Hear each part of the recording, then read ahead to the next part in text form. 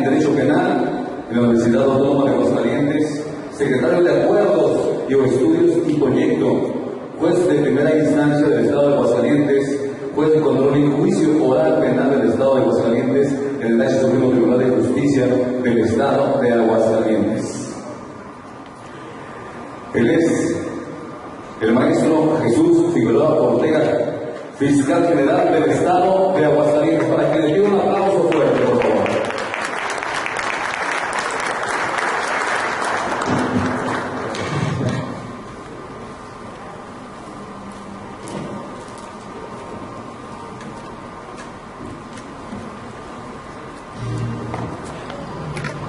Muy buenas tardes.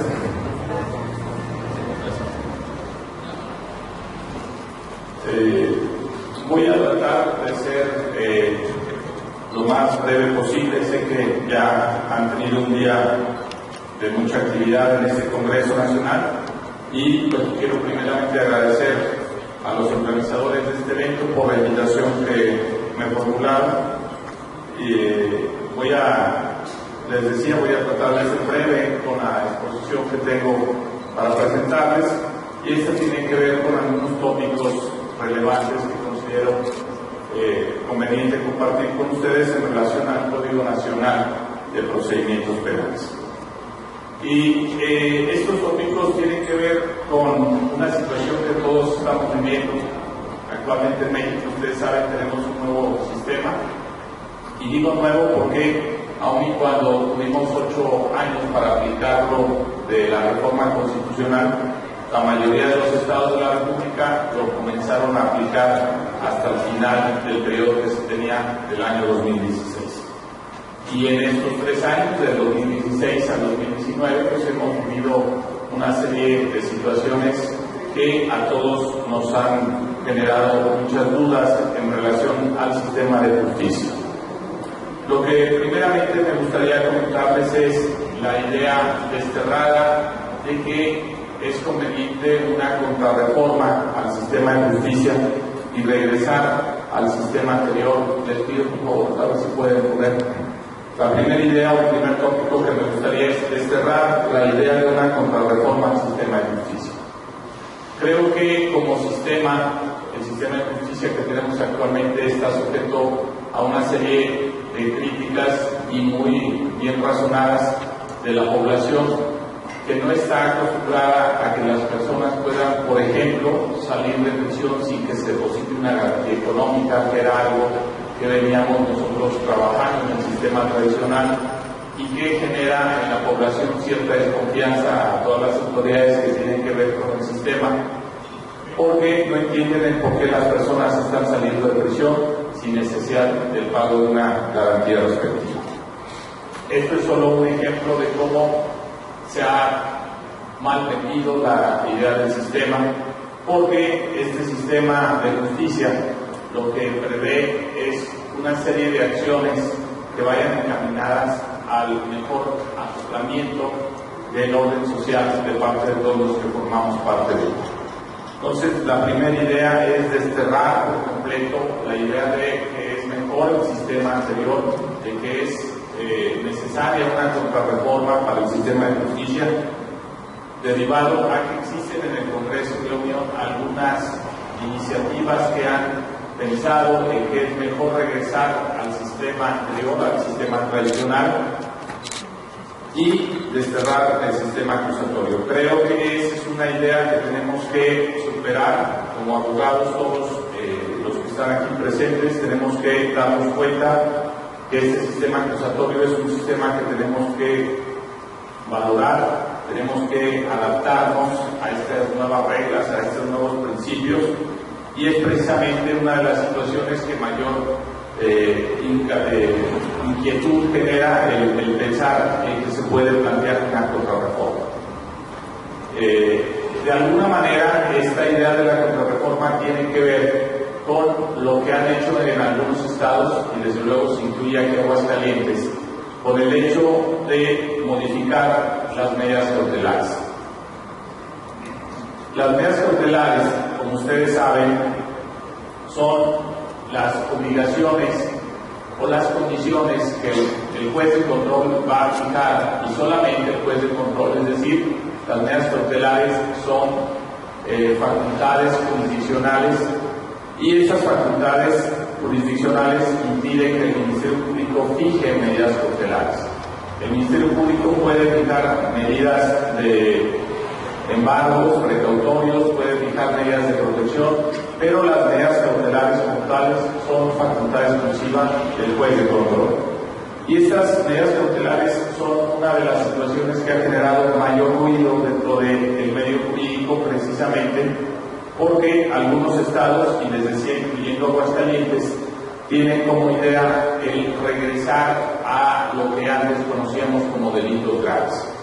Ahorita la Corte hace 2 semanas acaba de pronunciarse en la primera sala en relación a la acción de inconstitucionalidad que planteó la Comisión Nacional de Derechos Humanos en relación a las facultades que tienen los estados de la República para legislar en relación a la fijación de hechos delictivos de prisión preventiva oficiosa. La Corte acaba de resolver que es procedente la acción de inconstitucionalidad que promovió en relación a las legislaturas de Tamaulipas y Aguascalientes, que las legislaturas correspondientes habían modificado en artículos del Código Penal, habían modificado el catálogo de delitos de prisión preventiva oficiosa. Esto a lo que nos muestra en un primer momento es que los estados, a través de esta vía que son las medidas cautelares, lo que pretende es modificar el hecho de que las personas permanezcan en prisión y que va en contra de uno de los principios que rigen precisamente el sistema acusatorio. La idea de plantear las medidas cautelares a través de 2 figuras es precisamente el hecho de que, por un lado, el legislador tenga el control sobre los hechos que van a ser de prisión preventiva oficiosa. ¿Me hace el favor de poner la siguiente lámina? Es decir, va a haber un catálogo de hechos que van a ser de prisión preventiva oficiosa, y ese catálogo lo vamos a encontrar en 2 artículos. Uno en el artículo 19 constitucional. ¿Me regresa la lámina anterior? Esa. Y por otro lado, nos da la posibilidad a todas las personas que estamos laborando o defendiendo a las víctimas de un hecho, en que se pueda justificar la prisión preventiva. Es decir, en el fondo no se trata de que haya hechos delictivos en donde el imputado no vaya a pisar prisión o no vaya a estar detenido por algún hecho delictivo. Esto nos lleva entonces a plantear el escenario de que va a haber diferentes formas de llegar a la prisión. Hay que tomar en cuenta que cada vez es más recurrente la utilización de este mecanismo de prisión preventiva, y que la historia nos muestra que no ha sido eficiente y eficaz el sistema penitenciario, porque las personas que ingresan no cumplen con los requisitos constitucionales de salir reinsertados o reeducados, como en un momento le denominó la Constitución. Entonces, para esta situación de las medidas cautelares tendríamos que tener muy presentes estas 2 situaciones. Primero, que va a haber ya hechos que van a ser considerados o tasados como de prisión preventiva oficiosa, donde los vamos a encontrar en el artículo 19 constitucional y en el artículo 167 del Código Nacional de Procedimientos Penales. Pero esto, insisto, no limita a la autoridad ministerial o al Ministerio Público para que se pueda llegar también a ciertos hechos para que se pueda imponer la prisión preventiva justificada. Esta prisión preventiva justificada tiene que ver con 3 situaciones. La primera es justificarle al juez de control que la persona representa un riesgo para la sociedad, para la víctima o para los testigos. La segunda razón es que el imputado no va a asistir a las situaciones que le pueda hacer el juez de control. Es decir, existe un posible peligro de fuga o de evasión a la justicia y la medida cautelar se puede justificar aun y cuando no sea de prisión preventiva oficiosa, se le puede justificar al juez de control la necesidad de una prisión preventiva. Y la tercera causa es precisamente que el imputado desobedezca o genere obstáculos en el procedimiento que no permitan al juez de control llevar ese procedimiento que ya se ha iniciado, porque dicho sea de paso, las medidas cautelares se van a discutir después de que se formula la imputación en una audiencia pública. Entonces, este tópico de las medidas cautelares es una situación que tenemos que aprender nosotros como abogados a manejar en las audiencias, a darnos cuenta que no todo es prisión preventiva. Tenemos que darnos cuenta que el sistema penitenciario, aun y cuando sea vigente en el Estado mexicano, no está cumpliendo con las finalidades para las cuales fue creado. El artículo 18 constitucional nos establece cuáles son las finalidades del sistema penitenciario, pero vemos en la práctica que una persona que ingresa a un centro de recepción no sale precisamente con las mejores capacidades que la Constitución fija como objetivo.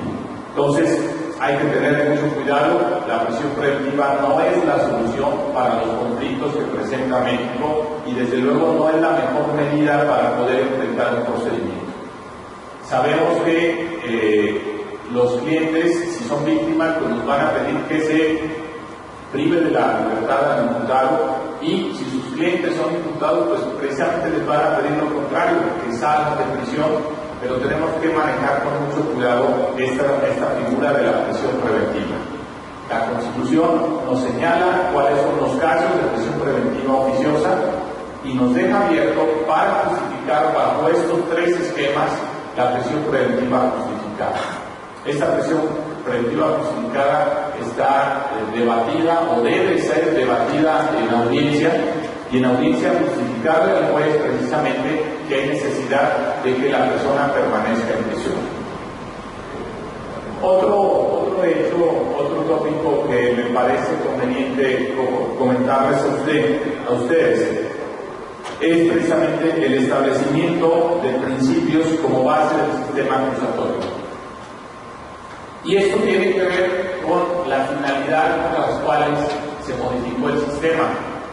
Si ustedes leen la exposición de motivos de la reforma del 2008, se van a encontrar con una situación muy preocupante que, por desgracia, a 11 años de esa reforma, las cosas en el país no parecen tener solución. Es decir, cuando se modificó el sistema de justicia y con la exposición de motivos de la reforma del 2008, se habló del establecimiento de principios sobre los cuales va a descansar el sistema. Y este establecimiento de principios son precisamente el reconocer que no todo va a estar dentro de la norma jurídica, que va a haber principios que se van a tener que regir aun y cuando no estén completamente definidos en la ley. Esto quiere decir que tenemos que empezar a trabajar, tenemos que empezar a visualizar que la ley penal, como la ley familiar o como la ley constitucional, no solamente se va a basar en lo que se establezca en la norma jurídica, sino que se van a definir principios en los que va a descansar el sistema, y vamos a tener que incluso hacer una división de estos principios para el mejor desarrollo del sistema.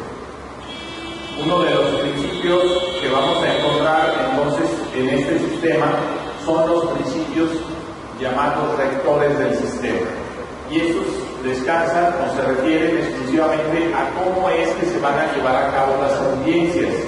Sabemos que evidentemente una audiencia, para que cumpla determinados requisitos, tiene que ser ante un juez, ya no ante el secretario de acuerdos, ya no ante la mecanógrafa, tiene que ser levantada por un juez, y eso se traduce en un principio que vamos a conocer como principio de inmediación. Las audiencias tienen que ser además públicas, las audiencias además tienen que ser continuas. Y esta serie de principios que también están mencionados, mas no definidos por la Constitución, son a los que debemos de conocer nosotros como principios rectores del sistema. Vamos a encontrar además, por primera vez en México, con esta reforma del 2008, los llamados principios procesales. Y entre estos, evidentemente, el que más vamos a identificar en este principio, en este sistema, es el principio de presunción de inocencia. Porque todo el mundo utiliza en los medios de comunicación, todo el mundo se refiere a este principio procesal que es de presunción de inocencia, todo el mundo lo quiere aplicar o invocar a su conveniencia, pero este es un principio que descansa en el sistema de justicia penal. Este es un principio que se refiere precisamente a que todas las autoridades, ya sean administrativas o judiciales, deberán de respetar que una persona es inocente hasta en tanto no se le demuestre su culpabilidad. Y la única forma de demostrar la culpabilidad va a ser a través de una sentencia ejecutorial. Esto es algo que la Corte, a pesar de toda la tradición que México tenía, principalmente en el sistema convencional, había reconocido, principalmente en la Convención Americana de Derechos Humanos, había reconocido este principio. Increíblemente aparece mencionado hasta la reforma del 2008. Es decir, se tardó el constituyente más de 100 años, o cerca de 100 años, 90 años, en reconocer que el sistema de justicia tenía que tener como un principio procesal el principio de presunción de inocencia. Y van a encontrar ustedes, por ahí más o menos de la novena época, interpretaciones que hacía la Corte, en donde decía que sí existía ya un principio derivada de una interpretación sistemática de ciertos artículos de la Constitución. Sin embargo, no estaba mencionada en nuestra Constitución y es de suma importancia el reconocer que la propia Constitución establece principios procesales porque es el derecho penal el que más lastima al ciudadano. El derecho penal es el derecho que más se menciona en la Constitución porque es el que más afectación a los derechos humanos tiene. Otro principio sobre los cuales tiene que descansar el sistema de justicia son los principios que han sido interpretados por la teoría o por los doctrinarios. Y estos aquí precisamente son todos aquellos principios que incluso podemos obtener del derecho civil, ¿sí? Ustedes recuerden que la base de todo derecho, incluyendo al penal, es el derecho civil, y vamos a encontrar muchos principios, principalmente en el tema de contratos o de obligaciones civiles, que después van a ser constitutivos de una base teórica para poder entender los principios del sistema de justicia. Y vamos, aquí no voy a mencionar, no se trata de un tema en donde vamos a hablar o entretenernos solamente de los principios, pero vamos a encontrar principios en donde incluso tienen origen en el derecho romano, como el cumplimiento de contratos, que después lleva al establecimiento por parte de los tribunales federales de jurisprudencias en relación a la forma en que se puede presentar un fraude en un contrato, en la celebración de un contrato. Y vamos a tener como por ejemplo el principio de pacta sunt servanda, que es la base para poder establecer cuándo se incumple o se cumple con un contrato. Y la naturaleza que ustedes conocen y que genera mucha discusión siempre en el ámbito de los abogados es cuándo estamos en presencia de un fraude civil y cuándo estamos en presencia de un fraude de naturaleza penal. Entonces, estos principios nos ayudan a establecer cuándo en efecto se presenta un fraude de naturaleza penal y son los principios sobre los cuales tendríamos que estar estudiando y analizando todo el sistema penal.